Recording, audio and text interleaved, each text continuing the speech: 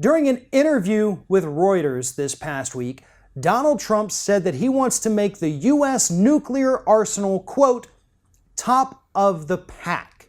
Now, later on in the interview, he clarified what top of the pack means, and it means he wants the U.S. to have more nuclear weapons than any other country on the planet. Now, as it stands right now, according to the Plowshares Fund, the only country in the world that has more nuclear weapons than the United States is Russia. They have 7,000. We have 6,800. Apparently, that 200 nuclear weapon gap is too big for Donald Trump. He wants to have access to even more nuclear weapons because, as he says, that's the deterrent. If we have a shitload of nuclear weapons, nobody else is going to nuke us. Now, to his credit, he did say during this interview that he would love to see a world with no nuclear weapons, where nobody has these weapons of mass destruction capable of decimating towns and killing millions of people.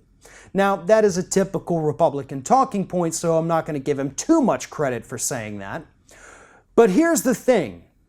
We know that Donald Trump, since being sworn in as president, has spent more time golfing than he has at intelligence briefings.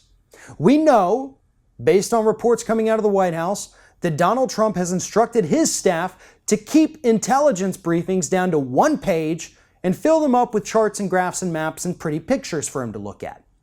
We also know that he has said that he does not want intelligence briefings every day.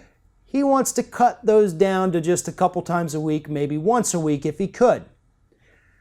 Having said all that, does anyone in this country really want this man, Donald Trump, to have access to more nuclear weapons? To have access to more than 6,800 deployable nuclear weapons?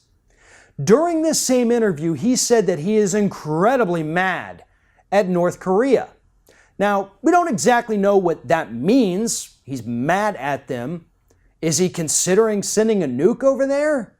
Is he considering nuking the places in the Middle East where there's turmoil created partly by the United States? Would he consider nuking any country where the leader didn't blindly follow or agree with everything Donald Trump said? We do know that before he was even sworn in, during intelligence meetings, he asked repeatedly, why can't we just nuke them when hearing information about the U.S.'s enemies? So this is not a man that we need to trust with more nuclear weapons.